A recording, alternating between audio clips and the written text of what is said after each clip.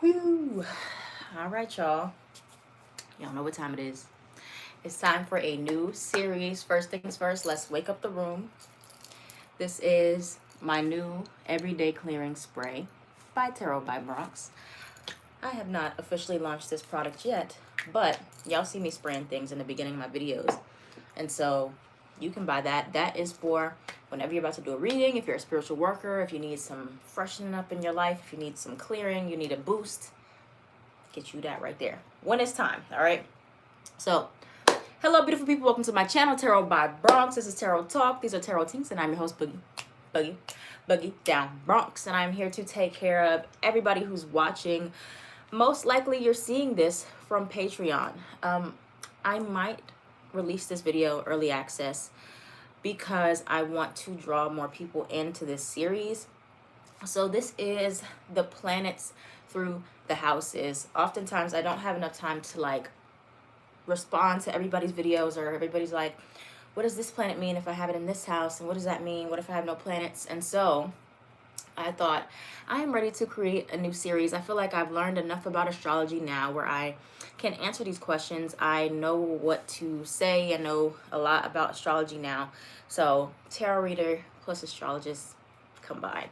All right, so we're going to be going over the basics. This is also going to be helping me to memorize certain things, me to learn. So we're both learning at the same time, but I'm trying to teach it in a way that is relatable. It's basic, intermediate, so we both understand. All right, so the first thing is I did do a houses video. So what each house represents by itself, I will link that in the post as well. I did that the end of last year, around November probably. So you can look at that first if you need a refresher course on what each house represents.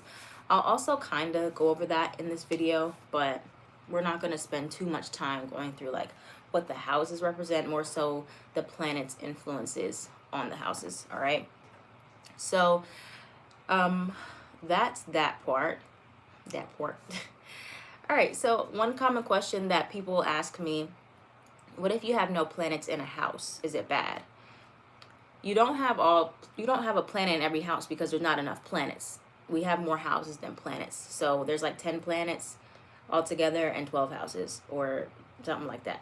So you're going to have something left out, and that's fine. Having no planets doesn't mean anything negative. It doesn't mean necessarily anything positive either. It's just the planet, wherever the planet is, it's going to influence that area of life a lot more. It's going to bring out the energy of that house more and the energy of the planet. Okay. But yeah, if you don't have any, for me, I know I don't have any planets in my 4th house. That's not true. Wait, I can't remember. I don't have any planets in my 7th house, for example. That doesn't mean that, because 7th house is related to your one-to-one relationships. That doesn't mean I'm not going to have relationships. That just means there's no extra influence in that area of my life for me. Now, I have lots of planets in my 10th house, which means my long-term career is very activated. My public reputation is very activated. And it can also be that's what's most important to me. It doesn't mean that, I'm never going to find love or anything like that. It's just if you don't have a planet in your houses, you can just take the ruler of that house, and that's the energy it brings to that. For example, using my chart, my 7th house ruler that I don't have any planets in is in Taurus. The Venus is the ruler of Taurus, so it's the ruler of that house. So that's the energy kind of that it influences. It's bringing more of that and Taurus, that's the natural ruler. So it's bringing more of that Taurian energy out from that house. Okay, but it's not good or bad. It doesn't matter. It doesn't mean anything. It's just, it's more activated. That house, that area of life is either more activated, it's more important to you, you have more to learn from that area of life. Okay? And if you don't know how to find your houses, you do need to have your birth time. Okay, if you don't have your birth time, you aren't going to be able to know what your rising sign is. Your rising sign sets up the rest of your houses. And therefore, you can still watch these videos, but it will be hard to apply it to your life because you don't know exactly where everything is at. So That's the catch if you don't have your birth time. I'm sorry about that. All right. Next thing we're going to talk about before we go through, how these videos are going to work. It's going to be, I'm going to do each planet per video. So it'll be sun through houses 1 through 12. The next video will be moon, houses 1 through 12. Mercury 1 through 12. So it's going to be one house per video instead of me doing each planet in all the videos. So everybody gets this. We just focus on one planet at a time. I thought it'd be easier that way for me, at least, and for y'all. Yeah. So a stellium is when you have multiple planets in a house. So I would have a 10th house stellium. That's where I have most of my planets at. 3 or more is usually what a stellium is. Okay. Yeah. So that's the basics there. Now we're going to discuss what the sun is. The sun, that's known as like your ego. Okay, when everybody's like, what's your sun sign, they're asking like, what's your zodiac sign, what's your main sign? Okay, so the sun sign is your ego. It can be your identity and things of that nature. And the sun is where you shine naturally in life. It's where you attract the most attention, where you're always going to shine no matter what, no matter if you feel bad some days, whatever, wherever the sun is in your chart, in the houses, that area of life is always going to be activated. You're always going to be seen there, no matter what. All right. Even if you try to hide, they'll find you. The sun will find you. All right. So let's start with the sun in the first house. All right. So if you have your sun sign in your first house, this can be really good for a lot of you because the first house is associated with the sign of Aries. So, and then the sun rules over Leo. So that can give you like a double dose of confidence if you have the sun in your first house. Granted, you may not feel the most confident, even if you have this. This can give you just that extra boost, or you're just perceived as confidence, because the first house is also how you're perceived by other people. It's how other people view you. So you may be perceived as someone who is always bright and cheery and smiling, or just you have a very warm and inviting, vibrant energy about you. Now, you could also be perceived as arrogant or cocky, but most likely you're just going to be noticed whenever you show up, and that's all you got to do. Now, your ego, because remember, with the sun, every time I'm going through the houses, it's going to be, your ego is tied to that area of life. So your ego can really be tied into how you look. It can be tied into how people see you, how you're perceived, how confident you feel. If you're not feeling good about your physical body, that's going to really bring you down. If you're not feeling good about your hair, your look. And so people may think of you that you might be kind of vain when you're not feeling good because you don't look good, but literally your ego is tied to those areas of life, your body, the way you look, the way you're perceived. And so that's why if you're always like, if I don't look good, I'm not going out anywhere. And some people be like, no, you shouldn't care, but literally it's a part of the game there. So you can really give life to other people. You can give energy to other people, or other people can really be jealous of you because you have a natural shine about you when you step into the party, when you step into the room. The other people may really be attracted to, or if they're insecure, they're going to be like, ugh, this person is so cocky. This person thinks that they're and all that, But yeah, so that's what having the sun in the first house looks like. You're very tied to the way that you look, the way that you're perceived, the way that you see the world. If that gets shattered in any way, that could really hurt your ego and just the way that you're perceived. And the more confident you feel in the part of your life, you're going to be happier, especially if you feel good with your body. All right. Now let's move on to the sun in the second house. The second house, briefly, is the house associated with your money, your values, your possessions, and your self-worth. All right. So your ego could literally be tied to what you have and the value that you place upon things, or how valuable you are to other people, how valuable you feel to yourself, your self-worth. And if you when your money's not looking good, when you're not making enough money, when you don't feel like you're wealthy or not stable in your life, your ego is going to take a blow. Okay, you're going to probably get sad, you could get depressed because your identity is tied to your possessions. And Taurus usually rules over material possessions, but it doesn't have to just be material. It's anything that you find valuable. So if you feel discarded, you don't feel valuable, or you're making art, you're making things, and that doesn't seem valued, that's going to really, really hurt you, because that's where your egos are. And you could also have high standards for yourself with the sun in the second house, or high standards for other people, and you possibly could have a high self-worth. If you don't, you just have to make sure that you're placing the value on the right things, and you're not just placing it on all on your material world, or basing how great you are based off of what you're making, or you know things of that nature, based on your stability. And now that's kind of hard not to do, just in general, but especially for you having a sun in the second house, your identity is really tied to your worth, your value, your possessions, or how much people value you, and things of that nature. All right, sun in the third house. If you have your sun in the third house, your ego can be tied to your mental state of mind. So if you're not in a good mental state, you're going to feel probably really bad. If you're having mental health issues, or you're experiencing brain fog, possibly. It can also be tied to how much you know, because the third house is associated with communication, short distance travel, siblings. And so the more knowledge you have, or if you feel like you're not getting something quickly, or you're not understanding something, you're going to really feel affected by that.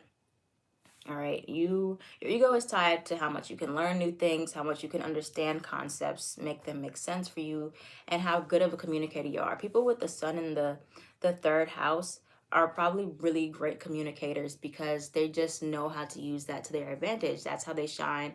You could be someone who's really smart, or you're known for how smart you are, or the things that you've learned. Really good at, like, math or words, English. Maybe you're English major, communications major. But you could also be, like, out of your siblings, you could be like the one who got your master's, or the one that excels a lot in the, like, in career things, or in learning things, or you have like multiple jobs, or you could be like the star sibling, or like the favorite type of energy there. And the main thing is, like, your ego is tied to communicating and learning. So if somebody doesn't want to talk to you, or they don't want to teach you something, you could really be very offended. Like, that's personal. Like, wow, you don't want to share your knowledge with me, and then your ego gets affected there. All right. And also, you may have a hard time sharing things with other people, because that's the ego. The ego kind of wants to, is selfish sometimes. It wants to keep it all to the self. Right, but that's sun in the third house. Now, sun in the fourth house. The fourth house is associated with your home life, roots, family, your past, your childhood, your emotional stability. So people with sun in the fourth house, you could really, really be tied into your family values, and your family, your home life, how your family treats you. You want to be close to home. Or you could have really struggled a lot with never feeling fully appreciated by your family, or you never felt the most valued. It could go either way. Either you weren't that, you didn't feel that way, or you felt like your family is, like, really, really, you're really close to your family, and you can't be without your family. And so if anything happens to your family, if anything goes wrong, or if something's not good at home, or, like, literally, like, maybe your house is a mess, you're going to feel personally attacked. You're going to feel really bad, and it's going to hurt you in an ego way.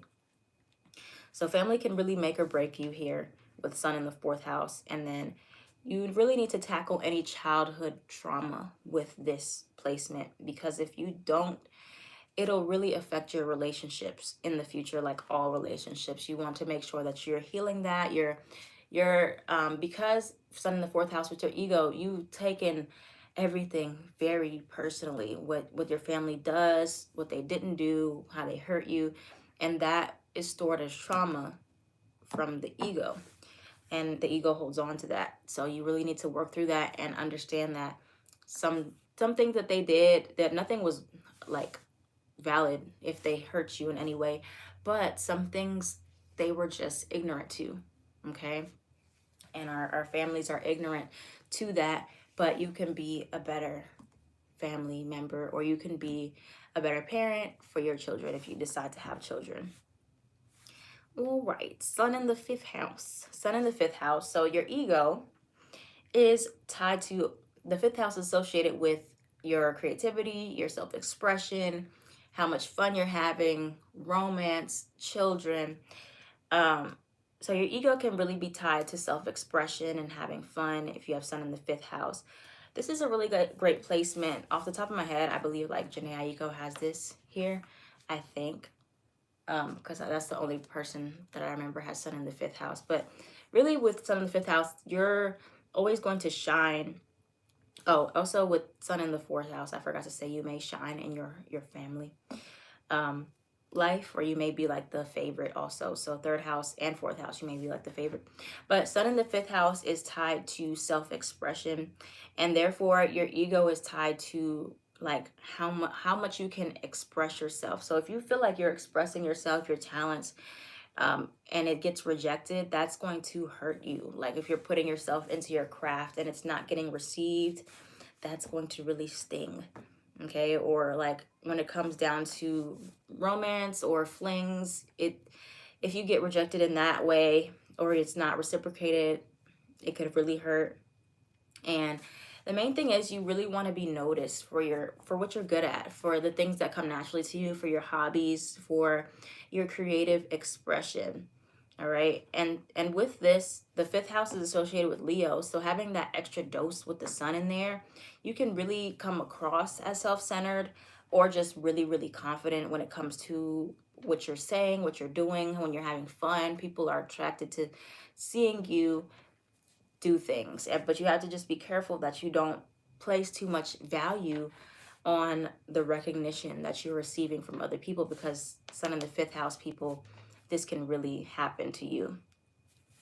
All right, but that's where your ego is tied into, just having fun, romance, or if you have children, you know, if you could be really attached to your children, or really sensitive to the things that they do and say. I was gonna say ego in the sixth. Sun in the sixth house. That's kind of like a tongue twister. Sun in the sixth house. Sun in the sixth house. The sixth house is associated with your work, your daily routines, your habits, your health.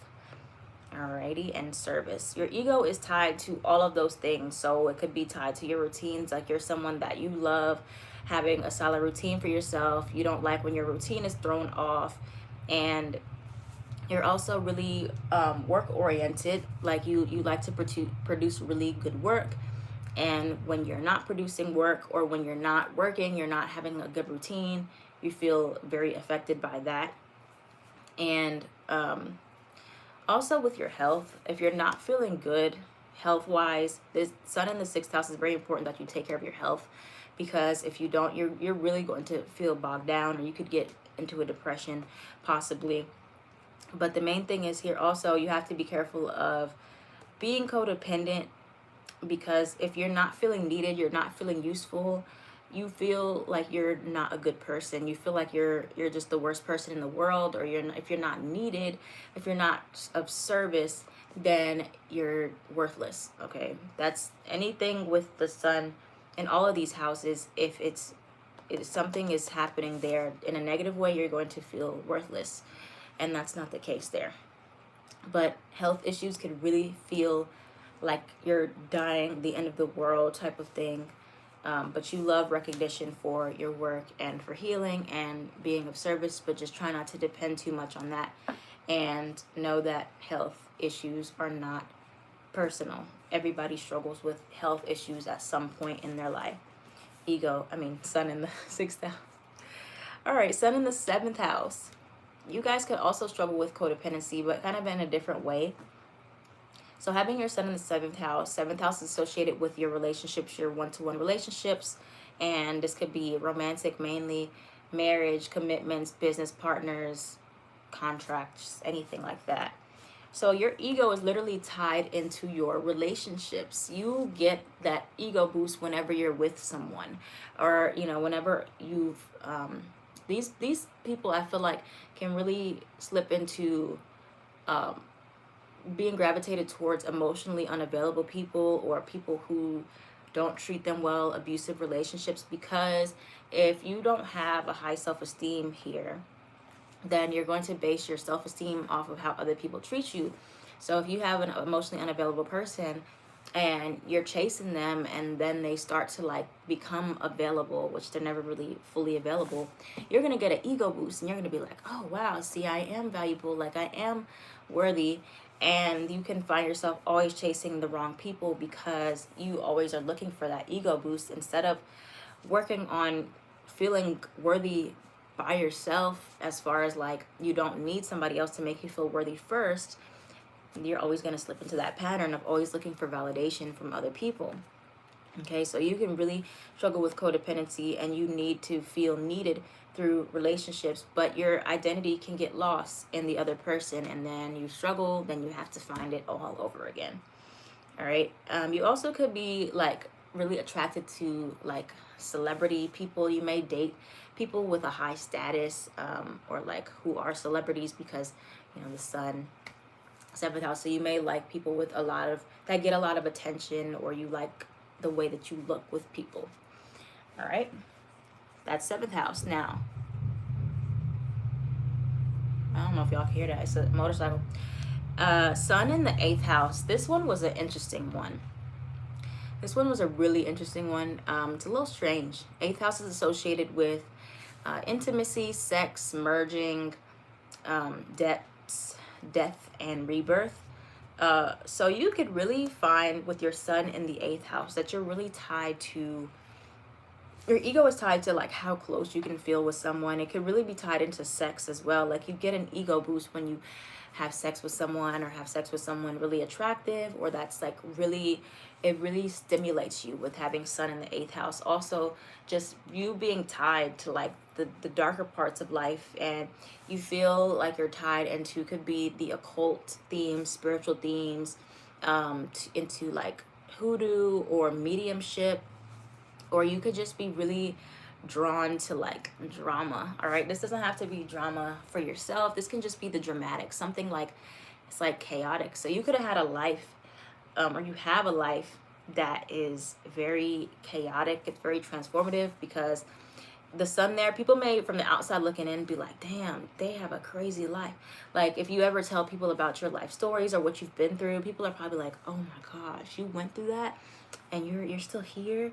It's like a lot of like, could be like near death experiences, or you're very familiar with death and the grieving process, and so like you learned about death early in life. But being able to be intimate with people is important, and you could find like you get an ego boost through people's shadows. So like you also have to be careful of attracting the wrong people, because people are attracted to that light, okay? And their darkness and all their stuff is coming, and people may just really dump on you, metaphorically and energetically. Like you got to be careful for energy leeches and people like dark people, like people who are just dark and not good for you, and they're really attracted to you, and they just want to give you all their shit.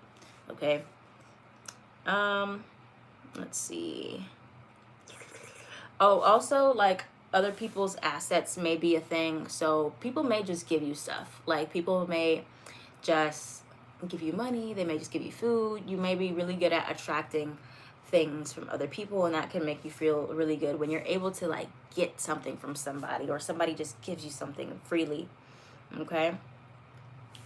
All right, we're getting to the end, you guys. Ninth house, your ninth house, having your sun in the ninth house. This is one you gotta be careful of also. So whenever you have the sun in any of like the fire houses, like first, fifth, or ninth, which is Aries, Sagittarius, or Leo, you have to really be careful of coming across as an asshole. Okay. Your ego is tied to what the ninth house represents, which is your beliefs. Could be travel, could be what you believe in as a person. So it's tied into philosophy, excuse me, higher learning, and your freedom. So you could be someone that really values your freedom. Like you don't like to really have any limitations on what you can do, what you can say, where you can go. You just want to do your own thing. If you're not learning, if you're not expanding, or you're not teaching, or you don't feel like you are finding the truth that you want to find for yourself, you are going to feel very lost, and it's going to hurt. Okay? Or you'll feel disappointed. Now, you have to be careful because the ninth house, again, this is like the teacher house. And when you have the sun somewhere, it gives you more confidence. So you're going to come across, for some of you, as preachy, okay, or really self-righteous. So you have to be careful of not being so stubborn or being so like pushing your beliefs upon other people if they don't want to take that. If they don't want to believe what you believe, you don't need to try to convince people to believe in what you believe. You know, you can let people decide for themselves if they want to follow what you're saying or if they want to follow you, whatever the case is. But for you, that may feel like an ego blow if somebody doesn't listen to what you're trying to teach them, if you feel like your way is right, or you always feel like you're right. And you may slip into that where you always do feel like you're right. Maybe you are, but you have to let other people be right as well, because there's no necessarily right or wrong way. Maybe there's like a different way that you consider wrong, but to somebody else it's right. So therefore it's right. Okay? But you will feel good about teaching people things. You could just be really tied to your beliefs and the way that you teach. Or you could be like a teacher or a preacher. All right, 10th house, sun in the 10th. Gang. Sun in the 10th, all right, it represents all themes tied to the 10th house. Your ego is tied to your status, your public career, your reputation. Now, especially from experience, I can definitely tell you how it's affected me with having my sun and my north node there.